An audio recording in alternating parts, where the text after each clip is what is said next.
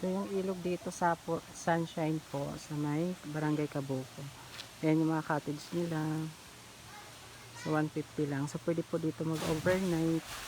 Sama nyo to sa listahan this coming summer na pupuntahan yung lugar. Mag-idol at mag-i-enjoy kayo dito. Sobrang ganda ng ilog dito at malinaw yung tubig. Ayan. Malinaw po yung tubig.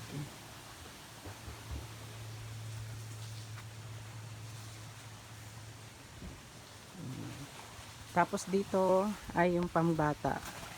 Malinaw po dito yung tubig, guys. Malinaw po yung tubig at tuloy-tuloy yung agos ng tubig kasi meron siyang ayan. Yan, napakalinaw po ng tubig, mga idol. Yan, hindi po yan siya malalim, pwede pang bata yan. Mga bata. Tapos aakyat tayo dito, guys, sa malaking bato para makita natin ang buo yung lugar. Ayan, guys. Ayan, talagang mag-i-enjoy kayo dito, mga idol. Tsaka yung ilog dito ay tuloy-tuloy yung agos ng tubig. Talagang malinaw. Malinaw po yung tubig.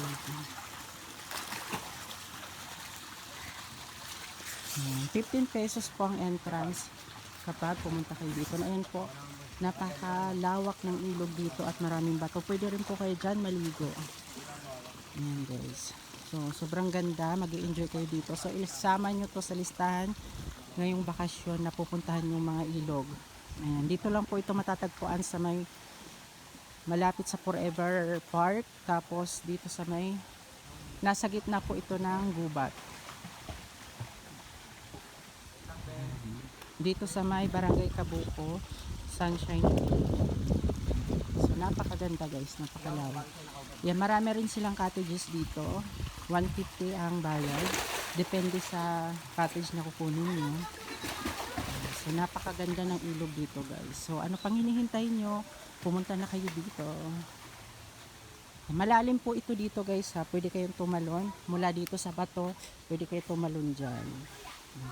Napakalawak at napakalinaw ng tubig. So ayan. Bye. Nasa gitna po ito ng gubat, mga idol. Talagang malinis po yung tubig dito. Ayan. Yung tubig dito is nanggagaling sa mga puno talaga, kaya hindi siya natutuyuan ng tubig. Talagang napakalinaw kasi tuloy-tuloy yung agos ng tubig. Ayan, napakalinaw. Ayan, so punta na kayo dito, mga idol.